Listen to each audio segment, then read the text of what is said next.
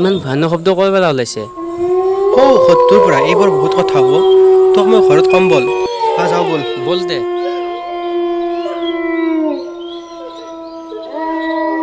শুন, কাহিনীটো হৈছে মোৰ ফ্ৰেণ্ড হিৰকৰ এবছৰ আগৰ ঘটনা।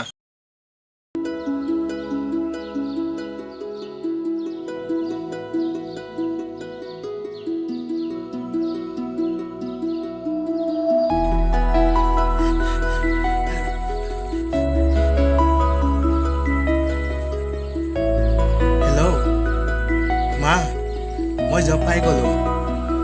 মা, মোৰ পষ্টিং মধুপুৰ গাঁওখনতে হৈছে। এতিয়া তাত এটা ঘৰ চাব লাগিব।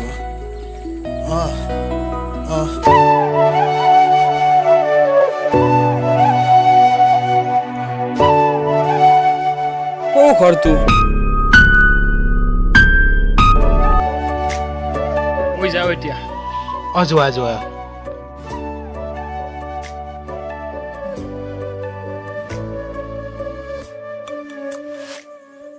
হেল্ল' মা, মই ঘৰটো পাই গ'লোঁ। মা। বাবা, তে শৰাই এখন আগবঢ়াবি। মা, তুমিতো মোক জানাই মোৰ এইবোৰৰ প্ৰতি বিশ্বাস নাই। হ'লেও তুমি কৈছা যেতিয়া এখন শৰাই দিম দিয়া। বাবা, যি কৰা সোনকালে কৰ। এতিয়া কিবা খালিনে? মা, যাই পেলাই খাম দিয়া। এতিয়া হ'ব দিয়া, কাইলৈ ফোন কৰিম। যদি হোৱা না মোৰ হিৰে হিৰে বোৱাহি চোন খালি ৰাখিছো। হেল্ল' প্ৰতীক, আজি গধূলিলৈ আহিবিচোন, এটা কথা ক'ব লগা আছে। আৰু নিবিৰকো লগত লৈ আহিবি। হ'ব দে, পিছে কি কথা? আৰে ভাই, আহিবিচোন, গধূলিলৈ কৈ আছোঁ দে।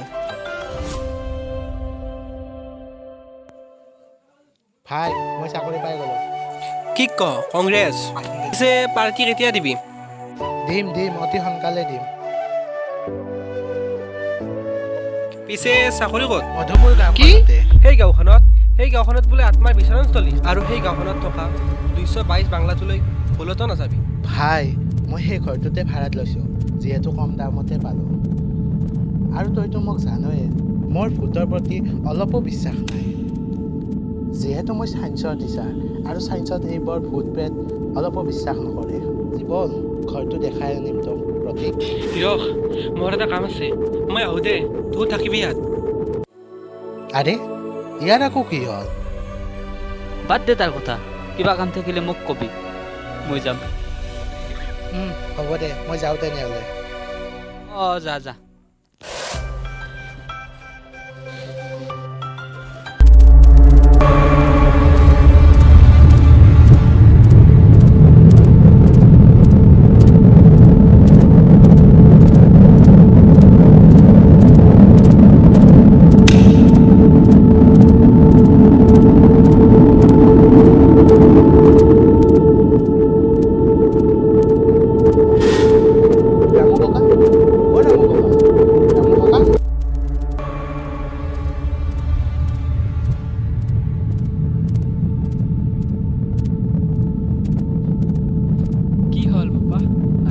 ইয়াত সম্পূৰ্ণ 20 বছৰ পিছত কোনোবা থাকিব অহা দেখিছোঁ।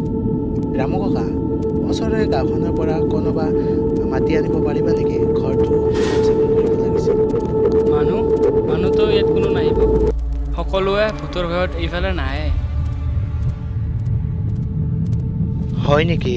মোৰো এটা মানুহ লাগিছিল কাম কৰিব। পিছে আইডিয়া, নিবিৰকৈ মাতি লওঁ।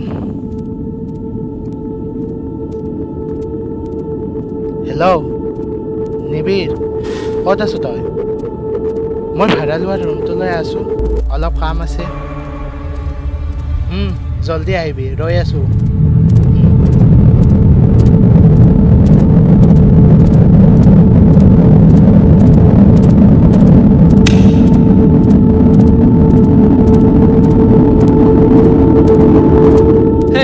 আহিলোঁ। তোমাৰ লগতে ভালদৰে থাকা, মই আহোঁ।